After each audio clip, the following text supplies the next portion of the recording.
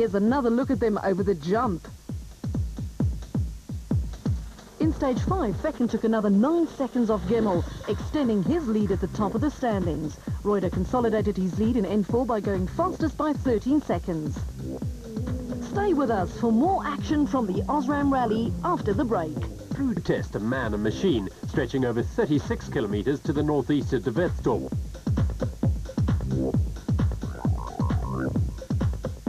Damso and Paisley were still soldiering on, despite the best efforts of the Toyota service crew to try and cure the misfire, all to no avail. Lawrence and Vermeulen would lose a lot of time on this long stage because of the gearing of the car, and were in danger of slipping outside the top 8.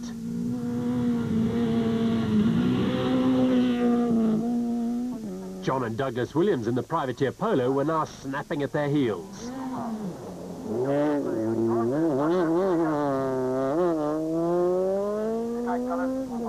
Jan Habich and Douglas Judd were still pushing hard, but were just not able to match the time set by the 3 crews ahead of them in the overall standings.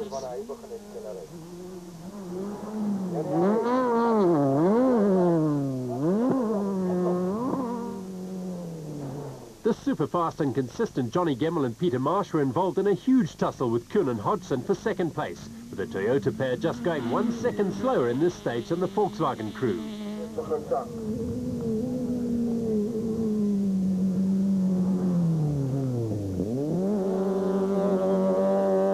Let's join the reigning champions in their cockpit as they tackle stage 6. 3, 2, 1, go. 80, left 1. 100, flat gate, 150, long right 5, long right 5, 200, care, left 3, tightens to 5, in OK, 3 tightens 5, in 50, flat crest jump and left 7, left 50, right 7 cut, right 7 cut, 40, left 3 over the jump, 3 over jump, right 2, 250, caution, right 1 is left 2 through the gate with a single caution, 150, small crest, care, right 2, tightens to 5 through the gate, 5, 80, left 8, tightens. The pair were really flying and made up that single second to their opposition in the fight for second place. But nobody could catch the flying Jürgen Fecken and Peri Aries, who took this stage by 9 seconds over teammates Kuhn and Hodgson to extend their overall lead even further.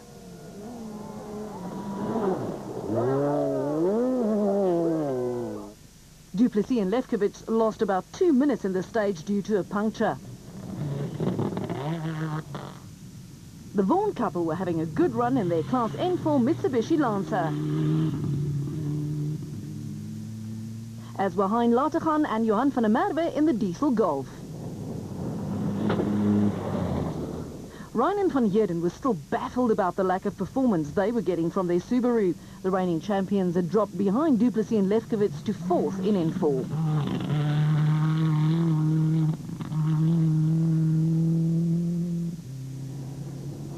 Paul Pfeiffer and Cindy Harding were having a great run, moving up into 2nd position ahead of the championship leaders on this stage, while Wilkin and Godrich would retire at the end of the stage as a precaution not to break the gearbox.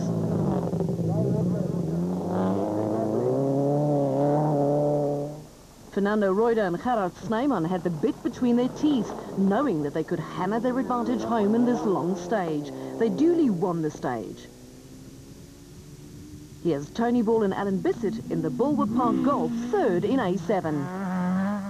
Tiernan Schubert and Llewellyn Fourie in their A7 Volkswagen Polo.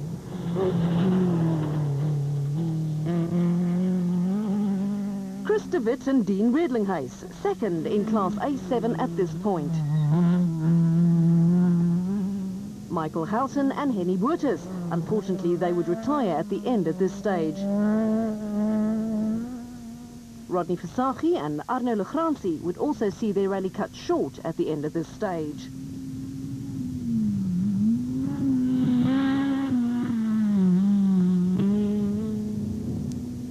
Mohamed Musa and Henry Dialab were looking good for a second successive N3 victory.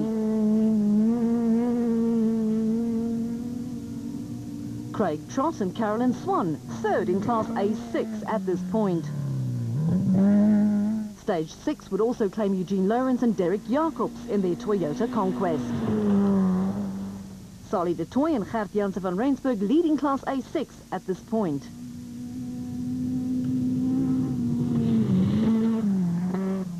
Stephen Wilken and Gert Nienaber in their Class A6 Volkswagen Polo Player. Andre misfire.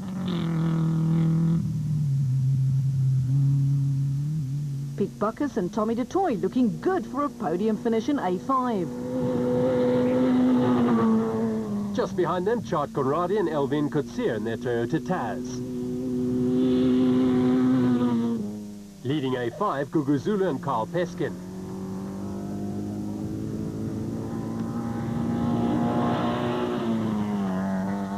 Another solid job by N2 champions Etienne du Toit and Patrick Vermaak.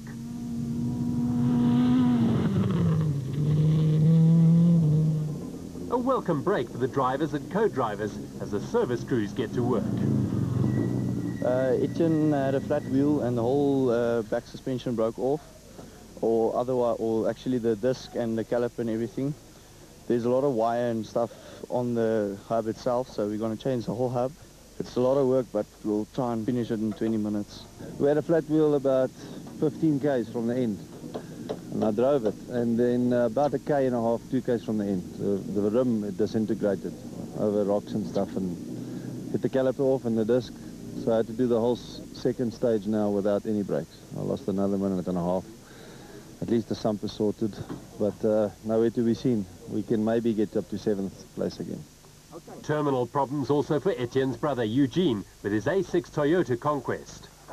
Yeah, it seems as if the gearbox plug has fallen out. I think it worked its way loose and all the oil is out. So we better just wait here for our service van. Unfortunately, that's the end of this day. This is a part of the chicane, and I don't think the penalty will apply today. So, thanks guys, it was a nice chicane. The results of stage 6 with Fecken pulling out another 7 seconds, still ahead of Gemmel and Kuhn, while in N4 Reuter consolidates his lead, now over Pfeiffer with Duplessis dropping to 3rd. Stage 7 was the longest of this year's Osram Rally at just under 38 kilometres. The event had already taken a toll and chances were that more retirements would follow. The service seemed to have helped Habich and Judd as the Works Volkswagen Polo sounded sweet and flew. They won their first stage of the event by 7 seconds. Gemmel and Marsh was second fastest, pulling another 3 seconds away from Kuhn and Hodgson in the battle for second place.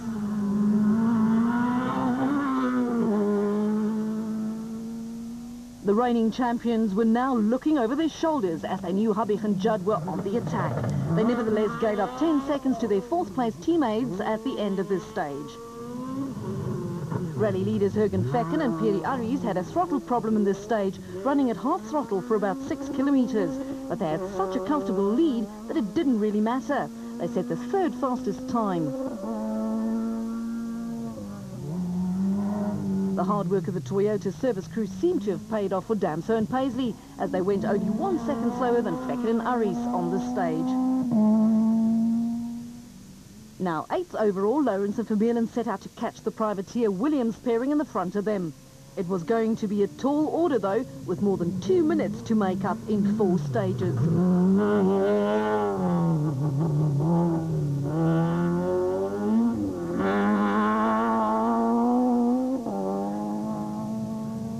Now 3rd in N4 and 2 minutes behind the leaders, Duplessis and Lefkovich set out to consolidate that position, but nevertheless took the stage win in their class, their 2nd at the event.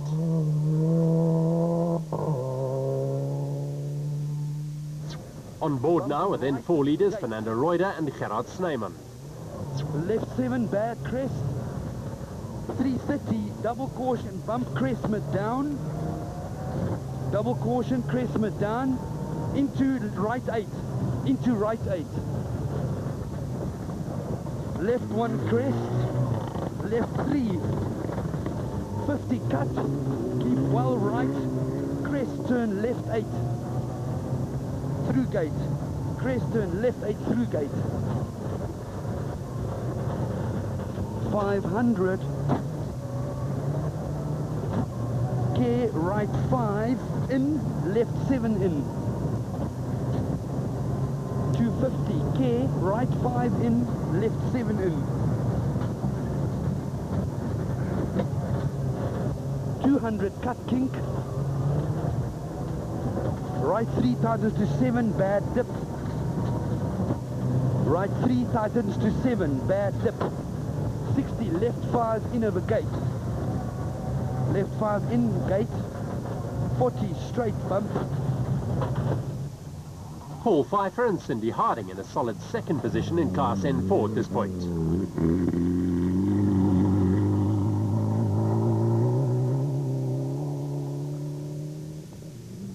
Still struggling for pace, Nicholas Ryan and Skalk van Heerden, fourth in N4.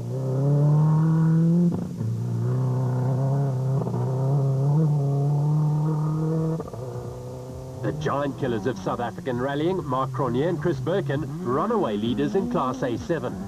So stage 7 was won by Habig and Judd, closing up the battle for second, third and fourth overall, while Reuter and Snyman still held the lead in N4, despite the stage loss to Du Plessis and Lefkovich. Stage 8 was in De Wetsdorp, a short spectator stage over about 4.5 kilometres, so it was unlikely that much would change here. As always, however, a short stage such as this could prove costly. Serge Damso and Robert Paisley tackled this stage with gusto, although they were still not quite happy with the performance of their car.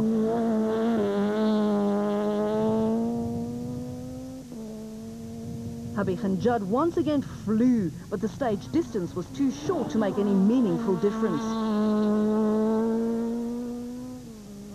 Kuhn and Hodgson set exactly the same time as Habig and Judd.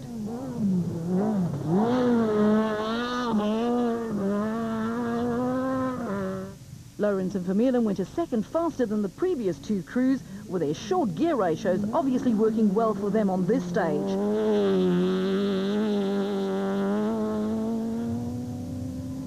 Fecken and Aris maintained their pace, equaling the Toyota cruise time.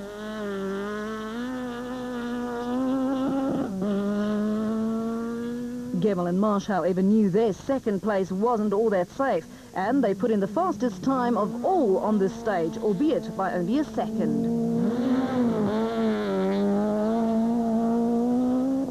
Ryan and Van Heerden pushed as hard as they could, but still gave away 10 seconds to the fastest time set in this stage by a Class N4 car.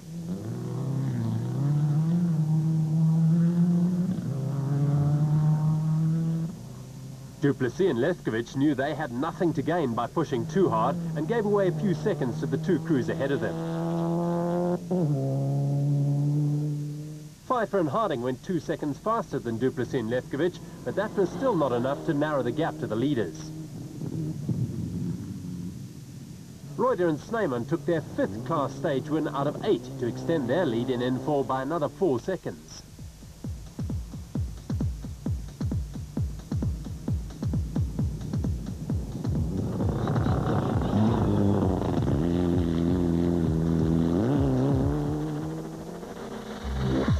The results of Stage 8 show just how close these top teams are as far as pace is concerned. With 2 more stages to go, Fecken and Aris had a lead of 33 seconds over Gemmell and Marsh, and the top 4 were covered by just over a minute. In the production class, Reuter and Snyman led Pfeiffer and Harding by more than a minute. Mooser and Deerlove were well ahead in N3, while De Toy and Vermaak played by themselves in N2. Cronje and Birkin were also well ahead in A7, as were De Toy and Janssen van Rensburg in A6, and Zulu and Peskin in A5.